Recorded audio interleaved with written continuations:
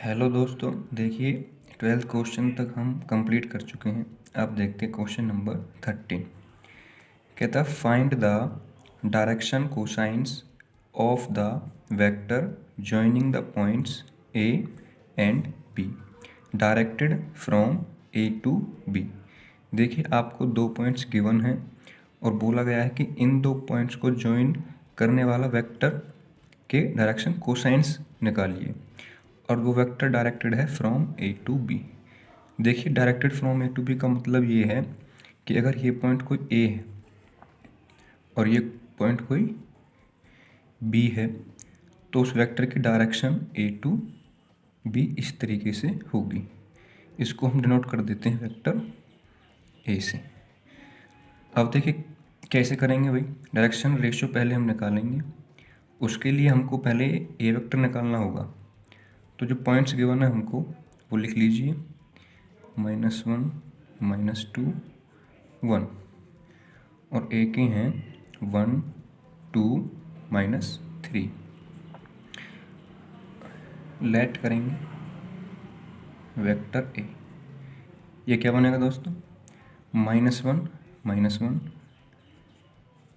आई के प्लस -2 -2 -2 जे के प्लस 1 और माइनस में -3 के मीन्स ए वेक्टर आपका निकल के आया -2 आई कैप -4 जे कैप और +4 के कैप। देखिए दोस्तों वेक्टर निकल के आ चुका है। अब हमको इस डायरेक्शन कोसाइंस निकालने के लिए इसके डायरेक्शन रेशियो पता होने चाहिए, जो कि क्या होते हैं मैं आपको पहले बता चुका हूँ। अगर कोई वेक्टर ए है तो उसके डायरेक्शन रेशियो क्या हो जाएंगे, आई जे और के जो स्केलर कंपोनेंट्स हैं वही उसके डायरेक्शन रेशियो होते हैं। तो चलिए हम लिख लेते हैं कि डायरेक्शन रेशियो क्या निकले हमारे पास। डायरेक्शन रेशियो क्या निकल के आ गए, -2 -4 और 4। अब देखिए दोस्तों इसको हम डिनोट करते हैं ए बी सी से, और जो डायरेक्शन कोसाइंस होते हैं उसको डिनोट करते हैं एल एम और एन से। तो अब हमको एल एम और एन की वैल्यू यहाँ से निकालनी है। तो उसके लिए आप जानते हैं कि एल का मान क्या होता है, ए अपॉन में ए का स्क्वायर प्लस बी का स्क्वायर प्लस सी का स्क्वायर। तो ए बी सी के मान हमारे पास क्या है, -2 ए है, -4 बी है और 4 सी की वैल्यू है। तो एल का मान निकालने जाएंगे। देखिए दोस्तों कैसे निकालेंगे, ये होगा आपका -2 अपॉन में -2 का स्क्वायर हो जाएगा 4, -4 का स्क्वायर हो जाएगा +16 और 4 का 16, ये निकल के आएगा दोस्तों 16 4 20 और ये 36 मीन्स -2/6 और कट कर दीजिए इसे तो -1/3। ये एल का मान निकल चुका है, यानी कि पहला डायरेक्शन कोसाइन हमारे पास आ चुका है। अब ऐसे दोस्तों एम का मान निकालेंगे। देखिए ये होगा आपका -b अपॉन, नहीं माइनस नहीं प्लस ही होगा, b A square plus B square plus C square. तो कर दीजिए, b का मान आपके पास -4 है और ये मान निकल के आ चुका है 36। फिर इसको मॉडिफाई कर दीजिए और ये आ गया -2/3। अब दोस्तों n का मान निकालना और बाकी रह गया है। फिर हमारे पास तीनों डायरेक्शन कोसाइंस निकल के आ चुके होंगे। चलो n का निकालते हैं, क्या हो जाएगा, c अपॉन में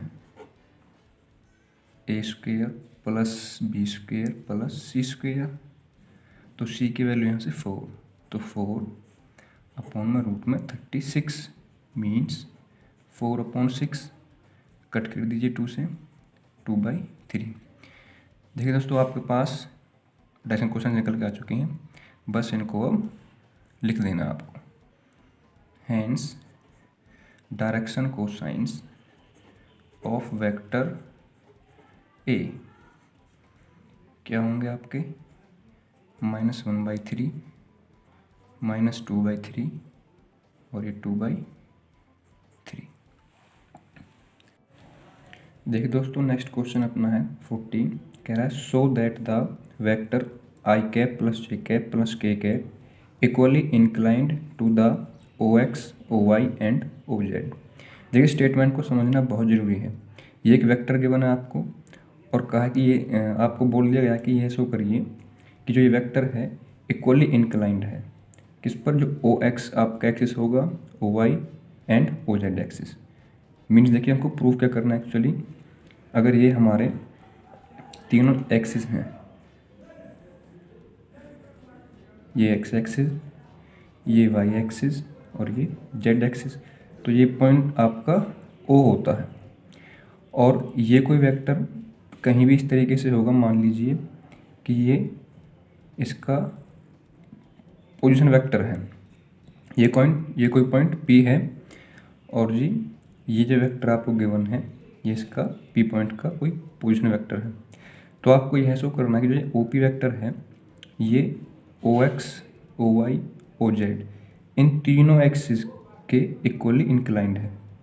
मीन्स जो इसका एंगल है इस वेक्टर का वो तीनों एक्सिस के साथ इक्वल है।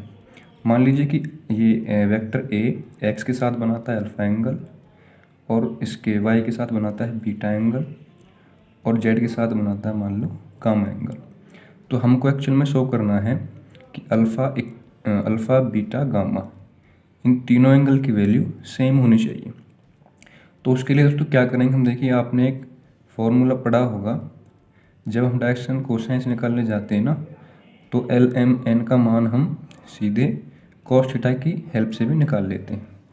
मीन्स अगर हमको इस फैक्टर के डायरेक्शन कोसाइंस निकालनी है तो हम ये देख लेंगे कि एक्स के साथ किस स्लोप में है, और जी वाई के साथ किस स्लोप में है, और जेड के साथ किस स्लोप में है।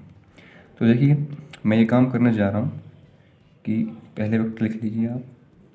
ये वेक्टर आपको गिवन है आई प्लस जे प्लस के कैप। अब दोस्तों आप जानते होंगे कि जो एल आपका होता है वो होता है कॉस अल्फ़ा, और जो आपका एम होता है कॉस बीटा, और जो एन होता है कॉस गामा। तो हमको शो करना है कि ये तीनों एंगल्स इक्वल हैं। उसके लिए हमको यहाँ से अल्फ़ा बीटा और गामा का मान निकालना होगा। उससे पहले हमको एल एम और एन निकालने होंगे। देखिए दोस्तों, ये अगर हमारे पास वेक्टर है तो उसके डायरेक्शन रेशियो क्या हो जाएंगे, ए का मान 1 है, बी का मान 1 है, सी का मान भी 1 है। तो इसके डायरेक्शन रेशियो हो जाएंगे दोस्तों 1,1,1। तो इनकी हेल्प से हम एल एम एन का मान निकाल लेंगे। अब तो एल क्या होता है आपका ए अपॉन में A square plus B square plus C square. तो ए की वैल्यू 1 और इन तीनों की वैल्यू भी 1 हो जाएगी। तो यह आ गया आपका 1/√3। मीन्स आपका एल का मान निकल के आया है 1/√3। अब इसकी वैल्यू यहाँ पुट कर दीजिए, तो 1/√3 बराबर होगा कॉस अल्फ़ा की, which implies that alpha is equal to cos inverse 1/√3। दोस्तों समझ में आया होगा कैसे मैंने निकाला है अल्फ़ा का मान। ऐसे ही सिमिलरली हम एम का मान निकाल लेंगे और फिर कॉस बीटा के इक्वल पुट कर देंगे उसको। देखिए दोस्तों, वो निकालने जा रहे हैं हम। एम होगा आपका बी अपॉन रूट में ये आ जाएगा square plus B square plus C square का होल रूट, तो ये वैल्यू 3 आ जाएगी। बी का मान भी 1 3। इसका मतलब क्या हुआ कि जो एम का मान आपका आएगा 1/√3 आ गया।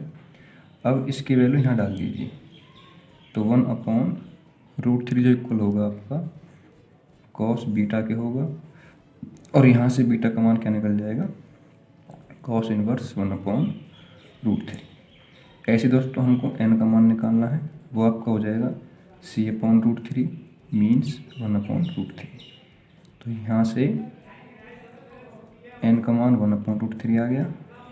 इसको पुट करो यहाँ, तो जो आपका 1/√3 है वो इक्वल हो जाएगा कॉस गामा के, मतलब गामा का मान भी कॉस इनवर्स 1/√3। अब देखिए दोस्तों, हमारे पास अल्फ़ा जो एंगल आया है वो आया है कॉस इनवर्स 1/√3, बीटा का मान भी वही आया है और गामा की वैल्यू भी वही आई है। तो हम यहाँ से कह सकते हैं कि alpha is equal to beta is equal to gamma, जो कि इक्वल है आपके कॉस इनवर्स 1/√3 के। तो दोस्तों, अगर इस वेक्टर ने जो ये अल्फ़ा बीटा गामा एंगल बनाए हैं, ये अगर हमने शो कर दिए हैं कि ये तीनों बराबर है। दोस्तों, नेक्स्ट क्वेश्चन है हमारा, find the position vector of a point R which divides the line joining two points P and Q whose position vectors are I plus 2j minus k and minus I plus j plus k respectively in the ratio 2:1। देखिए, आपको ये कह रहा है कि दो points हैं और उन पॉइंट्स को ज्वाइन करने के बाद जो लाइन बनी है ना, उसको एक पॉइंट R इस रेशियो में डिवाइड करता है। तो इस जो R पॉइंट है, इसका हमको पोजीशन वेक्टर निकालना है दो केसेस में। एक तो जब यह इसको इंटरनली डिवाइड करता है लाइन को, और दूसरा जब एक्सटर्नली। तो देखिए दोस्तों, इसके लिए हम सेक्शन फॉर्मूला पढ़ते हैं, उसका मैं जिक्र यहाँ करूँगा। फर्स्ट केस लेते हैं हम इंटरनली।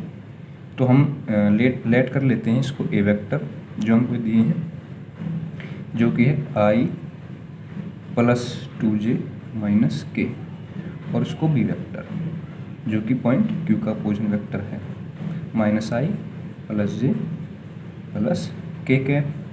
उसके बाद देखिए दोस्तों, मैं यहाँ पर डायग्राम बना रहा हूँ, आपको समझ आएगा उससे। मान लो ये पॉइंट कोई P है, ये Q मान लो ये P है, और ये पॉइंट O है। ये वेक्टर मान लो आपका इस तरीके से हैं दोनों वेक्टर, ये मैं ए वेक्टर मान लेता हूँ और ये बी वेक्टर। तो ए वेक्टर जो है आपका वो पॉइंट P और ये बी वेक्टर पॉइंट Q का पोजीशन वेक्टर है। ये पॉइंट को नाम दे दो O। तो जो इन दो पॉइंटों को ना, ये लाइन जो ज्वाइन करने के बाद जो लाइन बनी है, कहता है कि ये जो पॉइंट R है, ये इस लाइन सेगमेंट को 2:1 में डिवाइड करता है। तो इस R का हमको ये पोजीशन वेक्टर निकालना है। इसको लेट कर लेंगे हम R वेक्टर। देखिए दोस्तों, हमने एक फॉर्मूला पढ़ा था क्या, कि अगर दो वेक्टर से या दो पॉइंट के पोजीशन वेक्टर से जो लाइन सेगमेंट बनता है, उसको कोई वेक्टर अगर किसी m/n में डिवाइड करता है, तो इस OR यानी R वेक्टर जो हमारा निकल के आता है ना, उसके लिए फॉर्मूला हम पढ़ते हैं। यानी R वेक्टर आपका हो जाता है MB vector plus NA vector upon में M प्लस N। ये इंटरनल केस में देखो, इंटरनल का मतलब क्या है कि जो ये PQ जो लाइन है ना, इस PQ लाइन को R जो वेक्टर है इंटरनली मीन्स P और Q के बीच में ही किसी पॉइंट पर ये इसको डिवाइड करता है। और एक्सटर्नली में क्या हो जाएगा आपका, जो ये R वेक्टर करेगा ना इस PQ लाइन को डिवाइड, वो कहीं बाहर करेगा, यहाँ कर सकता है या फिर यहाँ कर सकता है। तो हम पहला केस करने जा रहे हैं इंटरनली का। तो बस इस फॉर्मूले में आप वैल्यूज़ को पुट कर दीजिए, तो आपका R वेक्टर निकल के आ जाएगा। M का मान आपका 2 है, तो मैं 2 ले लेता हूँ यहाँ, ये M है और ये N है। तो 2 × में B वेक्टर यानी -I plus j plus k plus N का मान 1 है, इंटू में A vector I plus 2j minus k। उसके बाद देखिए दोस्तों, अपॉन में क्या आ जाएगा, M प्लस N यानी कि 2 + 1। ये हो जाएगा आपका -2I plus 2j plus 2k plus I plus 2j minus k, और अपॉन में ये 3। ये निकल के आ जाएगा दोस्तों आपका -2I plus I minus I plus 2j plus 4j plus 2k minus k, ये प्लस k और अपॉन में ये 3। तो दोस्तों, ये निकल के आ गया आपका R पोजीशन वेक्टर। बस इसको आप क्या कर सकते हो, अलग अलग नीचे लिख दीजिए, यानी -1/3 i cap plus 4/3 j cap और प्लस 1/3 k कैप। चलिए दोस्तों, नेक्स्ट क्वेश्चन अपना है क्वेश्चन नंबर 16। कहता है find the position vector R of the midpoint of the vector joining the points P and Q। आपको 2 पॉइंट दे दिए गए हैं। कह रहा है कि इनको ज्वाइन करने के बाद जो लाइन सेगमेंट बनेगा, वो जो वेक्टर होगा उसको कोई पॉइंट R मिड पॉइंट यानी कि बीच में से उसको डिवाइड करता है, तो फिर आपको वही इस पॉइंट R का पोजीशन वेक्टर बताना है। देखिए तो सॉल्यूशन इसका करते हैं। पहले मैं ना आपको डायग्राम बना के समझा देता हूँ क्या कहना चाह रहा है। मान लीजिए ये कोई P पॉइंट है और ये Q पॉइंट है।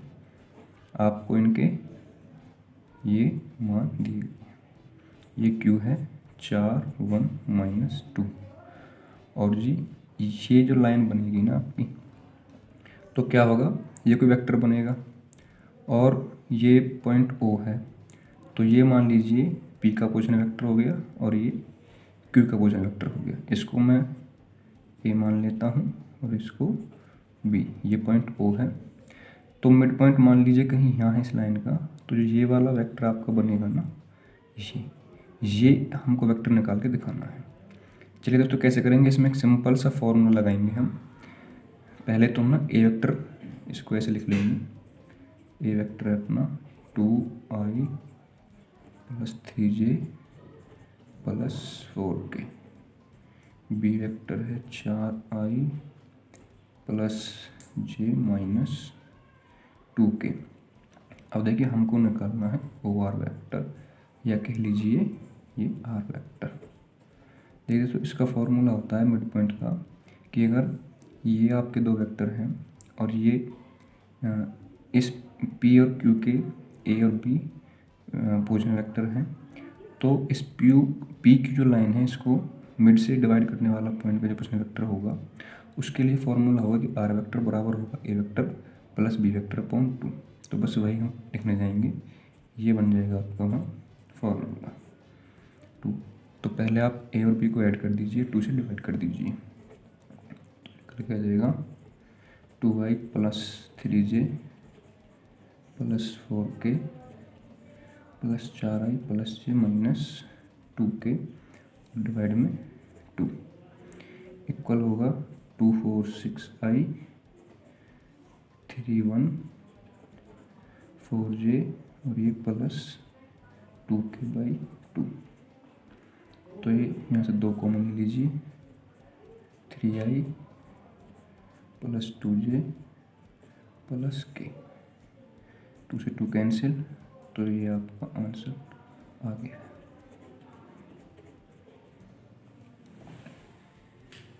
चलिए दोस्तों नेक्स्ट क्वेश्चन नंबर 17 करते हैं। कहता है so that the points A B and C with position vector, A vector दिया आपका, यानी इस पॉइंट का पोजीशन वेक्टर A है, B पॉइंट का पोजीशन वेक्टर B है और C पॉइंट का पोजीशन वेक्टर ये C है। कह रहा है कि ये तीनों जो वेक्टर्स हैं ये फॉर्म करते हैं एक राइट एंगल ट्रायंगल। मीन्स एक राइट एंगल ट्रायंगल होगा और उसके ये तीनों जो वेक्टर हैं उसके वर्टिसेस, यानी कि वर्टेक्स का प्लूरल होता है वर्टिसेस, तो ये तीनों क्या होंगे उस ट्रायंगल के वर्टिसेस होंगे, और वो ट्रायंगल आपको प्रूव करना है कि ये राइट एंगल है। तो देखिए दोस्तों सॉल्यूशन करने के लिए हम क्या करेंगे, पहले एक राइट एंगल ट्रायंगल हम ड्रॉ कर लेते हैं। मीन्स अगर आपका ये कोई राइट एंगल ट्रायंगल है, अगर ये पॉइंट A है, ये पॉइंट मान लो B है और ये पॉइंट मान लो C है, तो मान लो कि यहाँ राइट एंगल है और ये इसका जो पोजीशन वेक्टर है A, उसके हम पॉइंट्स निकाल लेंगे 3 -4 -4। इस तरह से पॉइंट क्या हो जाएंगे 1 -3 -5, और B के हो जाएंगे आपके 2 -1 और 1। अब देखिए दोस्तों राइट एंगल ट्रायंगल प्रूव करने के लिए ना हम इसमें पाइथागोरस थ्योरम लगाते हैं, यानी अगर कोई भी राइट एंगल ट्रायंगल है तो उसमें पाइथागोरस थ्योरम अप्लाई हम करते हैं। तो वो क्या होता है कि जो आपका परपेंडिकुलर होता है उसका स्क्वायर और जो बेस उसका स्क्वायर, उन दोनों को हम ऐड कर देते हैं, तो जो आपकी हाइपोटेन्यूज होती है उसके स्क्वायर के इक्वल हो जाता है। तो इस हिसाब से हमको क्या क्या निकालना होगा। देखिए, एक तो ए बी वेक्टर निकालेंगे हम, दूसरा निकालेंगे हम बी सी वेक्टर, और तीसरा निकाल लेंगे हम सी ए वेक्टर। तो अगर इस तरह से ये है तो तीनों वेक्टर हम निकाल के रख लेंगे और इनका फिर साथ में निकाल लेंगे मैग्नीट्यूड।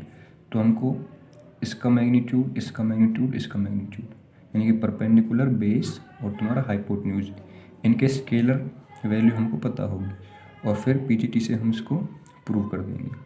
तो चलिए मैं पहले ए बी वेक्टर निकालता हूँ, साथ ही साथ उसका मॉड भी हम निकाल लेंगे। तो ए बी क्या बनेगा आपका 2 - 3 -i -1, ये +4 हो जाएगा आपका, यानी कि +3j 1, ये +4 हो जाएगा आपका, यानी कि +5k। साथ में इसका मैं मॉड निकाल लेता हूँ। वो क्या होगा आपका -1 का स्क्वायर 1, 3 का स्क्वायर 9, 5 का स्क्वायर 25। ये दोस्तों आपका हो गया 25 एक 26 और 9 35, √35 आपका ए बी मॉड मीन्स, अगर ये ए बी जो लाइन है ना, इसकी लेंथ निकल के आएगी इतनी यूनिट। फिर ऐसे ही सिमिलरली हम निकाल लेंगे बी सी, यानी वेक्टर बी सी। तो बी सी वेक्टर बनेगा आपका 1 - 2 -i -3, ये +1 हो जाएगा फिर, यानी कि -3 +1 तो -2j -5 -1 -6k। साथ ही साथ इसका मॉड निकाल लीजिए। वो आपका होगा -1 का स्क्वायर 1, -2 का स्क्वायर 4, -6 का स्क्वायर 36, वो निकल के आ जाएगा आपका 36 40 और ये 41। ऐसे दोस्तों अब सी ए और निकाल लेंगे। ये सी वेक्टर का मान होगा सी ए, तो 3 - 1 यानी कि 2i -4, ये +3 हो जाएगा फिर, तो -j -4 और ये +5, तो ये +k वेक्टर। साथ ही साथ में हम इसका मॉड निकाल लेंगे, जो कि होगा 2 का स्क्वायर 4 -1 का स्क्वायर 1 +1 का स्क्वायर 1, ये होगा दोस्तों आपका √6। अब देखिए दोस्तों, हमारे पास ए बी मॉड आ गया √35, बी सी मॉड की वैल्यू आएगी √41, सी ए मॉड की वैल्यू आएगी √6। तो एक्चुअल में क्या है कि ये तुम्हारी लाइन है, ये उसकी लेंथ है, ट्रायंगल की लेंथ है। तो अगर हम किसी ट्रायंगल में पीजीटी लगाते हैं तो वो क्या होता है, perpendicular square plus base square is equal to hypotenuse square. तो देखिए दोस्तों, अगर मैं क्या कर दूँ यहाँ पे, इन दोनों का देखिए आप ज़रा, निकल गया ना ए बी, इसका स्क्वायर करूँ प्लस मैं कर देता हूँ सी ए का स्क्वायर, सी ए का स्क्वायर। तो ये दोस्तों आपका देखो निकल के आ जाएगा, ए बी का मॉड कहाँ है, ये रहा, इसका स्क्वायर 35 प्लस सी ए का मॉड 6, ये आएगा 41, जो कि बराबर होगा हमारा बी सी मॉड के स्क्वायर के, क्योंकि इसका जब स्क्वायर करेंगे तो 41 ही आ जाएगा। अब देखिए दोस्तों, आप ना ये देखिए, जो हमने राइट एंगल ट्रायंगल बनाया था, ये अपनी तरफ से रफली डायग्राम था, क्योंकि ना अगर इसके हिसाब से हम चलते हैं डायग्राम के हिसाब से, तो आपका हाइपोटेन्यूज ए सी होना चाहिए। मीन्स क्या आना चाहिए था आपका कि B C square plus A B square बराबर सी ए स्क्वायर आना चाहिए था आपका। लेकिन आप कहोगे कि आपका तो आया A B mod square means इसका square plus C A square बराबर बी सी स्क्वायर। दोस्तों एक्चुअल में होगा क्या, ये बी सी हाइपोटेन्यूज होगी, मीन्स इस तरीके से इसका डायग्राम होगा जो बिल्कुल सही होगा। बी सी जो होगी इसकी हाइपोटेन्यूज हो जाएगी, ये हम मान लेंगे ए। तो यहाँ पर ये एंगल आपका हो जाएगा। तो ए बी जो तुम्हारी होगी उसका स्क्वायर प्लस सी ए का स्क्वायर बराबर होगा बी सी का स्क्वायर। तो दोस्तों हम पहुँच चुके हैं, बस अब एक ये लाइन लिखेंगे, बाय पाइथागोरस थ्योरम। क्या होगा कि जो ट्रायंगल है, triangle is a right angle triangle, और आपका क्वेश्चन प्रूव हो चुका है। चलिए दोस्तों नेक्स्ट क्वेश्चन करते हैं अपना क्वेश्चन नंबर 18। कहता in triangle ABC which of the following is not true. आपको 4 स्टेटमेंट्स या बोल लीजिए ऑप्शंस दिए गए हैं और पूछा है इनमें से कौन सी चीज़ गलत लिखी हुई है। तो देखिए दोस्तों ये आपका जो क्वेश्चन उठाया गया है ये उठाया गया है ट्रायंगल ऑफ वेक्टर एडिशन से। मैं आपको उसके बारे में थोड़ा बताता हूँ यहाँ पे। मान लीजिए कोई ट्रायंगल है आपके पास ABC, इस तरीके से कोई ट्रायंगल है, ये A मान लीजिए, ये B और ये C। और देखिए एक पॉइंट A होगा, B होगा, C होगा।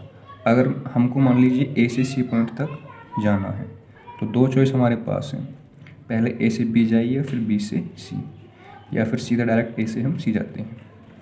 तो ये जो आपका ट्रायंगल ऑफ एडिशन कहता है या इसकी जो स्टेटमेंट है, जो लॉ है, वो ये होती है कि AB vector plus BC vector ये बराबर होगा आपका AC वेक्टर के। दोस्तों देखिए डायरेक्शन बहुत इंपॉर्टेंट है, आपको ये चीज़ समझ में आनी चाहिए कि डायरेक्शन आप एरो ऐसे नहीं लगा सकते, क्योंकि हम कर क्या रहे हैं, हमको A से C तक जाना है। तो उसके लिए 2 रास्ते A to C होगा डायरेक्ट, या A से B या B से C। मीन्स ये आपका शॉर्टेस्ट डिस्टेंस होगा। और वेक्टर फॉर्म में जब हम कहेंगे कि जो तुम्हारा AC होगा वो इज इक्वल टू होगा AB प्लस BC के। तो ये एक्चुअल में आपका वेक्टर लॉ ऑफ एडिशन है। अब देखिए दोस्तों यहीं से आपका क्वेश्चन बनाया गया है। पहला पॉइंट क्या कहता है आपका, AB vector plus BC vector plus CA। Means अगर मैं इसको लिखूँ थोड़ा और मॉडिफाई कर दूँ इस लॉ को, तो ये हो जाएगा दोस्तों हमारे पास BC वेक्टर, इसको इधर ले आएंगे तो माइनस AC वेक्टर बराबर 0। तो आप चेक कीजिए ये स्टेटमेंट कहाँ है। तो देखो पहले में प्लस CA है और दूसरे में ये देखिए दोस्तों ये स्टेटमेंट बिल्कुल सेकंड वाले में एज इट इज़ दी गई है, तो ये तो आपको हो जाएगा ट्रू। अब देखिए दोस्तों अगर आप ये चीज़ जानते होंगे कि अगर कोई वेक्टर A वेक्टर है और उसकी डायरेक्शन मान लीजिए इस तरीके से है, ठीक है जी, तो उसको मैं -A अगर कहीं लिखता हूँ तो इसका मतलब यह है कि इस वेक्टर की डायरेक्शन अब इस तरीके से हो गई है। इस वेक्टर की मैग्नीट्यूड वही है, बस उसकी डायरेक्शन अपोजिट हो चुकी है। तो दोस्तों यहाँ पे देखिए अगर मैं इस AC को अगर CA लिखना चाहूँ, मीन्स वही होगा कि A to C और C to A, तो डायरेक्शन चेंज हो चुकी है। तो CA का मतलब क्या होगा, जो ये AC वेक्टर है ना, इसके साथ जो साइन लगा है इसको चेंज कर दीजिए, यानी कि ये स्टेटमेंट सेम प्लस करके CA, तो आपके ये तीनों चीज़ें आ जाएंगी इसमें और इक्वल टू 0 पे हो जाएगा। तो इस स्टेटमेंट भी आपकी ट्रू मानी जाएगी अगर कहीं इसमें है AB plus BC plus CA। तो पहला यही है स्टेटमेंट, तो ये भी आपकी ट्रू हो चुकी है। अब देखिए दोस्तों थर्ड क्या कहता है आपका, AB plus BC minus CA। देखिए दोस्तों ये आपकी रॉन्ग होगी, क्योंकि अभी हमने किया है ये आपका प्लस CA आता है, क्योंकि या तो अगर AC लिखेंगे तो डायरेक्शन फिर अगर हम चेंज करते हैं तो प्लस का आएगा ना कि माइनस का, तो इसलिए ये तो आपकी हो गई रॉन्ग। अब ये भी कर लेते हैं हम, कहता है AB minus CB plus CA। देखिए दोस्तों यहीं से अगर हम देखना चाहें AB प्लस BC होता है, कोई दिक्कत नहीं है। अगर CB लिख दिया है तो यहाँ पे उसने साइन भी चेंज कर दिया है, प्लस CA, तो प्लस CA बराबर 0, ये भी आपकी बिल्कुल सही है। तो आपका राइट आंसर होगा C। मीन्स आपका ये जो स्टेटमेंट है ये आपकी रॉन्ग है। चलिए दोस्तों नेक्स्ट क्वेश्चन अपना क्वेश्चन नंबर 19 है। कहता है if vector A and vector B are 2 collinear vector then which of the following are incorrect. यहाँ भी आपको क्वेश्चन 18 की तरह इनकरेक्ट यानी फॉल्स स्टेटमेंट का पता लगाना है। पहली कहती है आपकी जो B वेक्टर होगा वो बराबर होगा lambda into A vector for some scalar lambda. देखिए दोस्तों ये हम जानते हैं, अभी हमने डायरेक्शन रेशियो की बात पढ़ी थी कि अगर कोई भी 2 वेक्टर कोलिनियर हैं तो उनके डायरेक्शन रेशियो जो होंगे प्रोपोर्शनल में होंगे। उसका मतलब क्या है मैं आपको यहाँ बता देता हूँ। मान लीजिए कोई वेक्टर है आपका, ये A वेक्टर इस तरीके से है कि I plus J plus K, और B वेक्टर मान लीजिए आपका है 2I plus 2J plus K। तो देखिए दोस्तों जो आपका A वेक्टर बनता है यहाँ से वो क्या हो चुका है आपका एक प्रकार से हाफ ऑफ B वेक्टर, देख पा रहे हैं आप। यानी कि अगर मैं इस B को 2 से डिवाइड कर देता हूँ तो हम ये A वेक्टर पाते हैं। तो इसका मतलब क्या हुआ कि A बराबर हाफ B, तो इसको ऐसे भी कह सकते हैं ना हम, जो बी वेक्टर है बराबर 2 ए वेक्टर, तो 2 क्या है आपका, वही लैम्डा है। तो इसके हिसाब से स्टेटमेंट आपकी ट्रू हो जाएगी। अब देखिए दोस्तों, जो आपकी बी स्टेटमेंट है, कहता है ए वेक्टर बराबर प्लस माइनस बी वेक्टर। तो देखिए दोस्तों, एक्चुअल में ये जो स्टेटमेंट है इसी से मिलती जुलती है, क्योंकि देखो यहाँ पे हम देख पा रहे हैं जो ए वेक्टर है आपका बराबर 1/2 बी आया है, मीन्स क्या होगा। अब ऐसे भी हो सकता है कि जो बी वेक्टर है उसके साथ जो लैम्डा है उसकी वैल्यू +1 या -1 भी हो सकती है। जैसे यहाँ पर 1/2 है तो लैम्डा का मान उसी तरीके से +1 -1 हो सकता है बिल्कुल। तो एक प्रकार से फिर आपका लैम्डा +1 और -1 हो जाएगा। तो ये स्टेटमेंट भी आपकी ट्रू होगी कि अगर दो वेक्टर कोलीनियर हैं, क्योंकि ये हम जानते हैं ना कि जो डायरेक्शन रेशियो इनके होते हैं वो प्रोपोर्शनल होते हैं। तो अब तीसरी स्टेटमेंट पढ़िए, कहता है कि the respective components of A and B are proportional.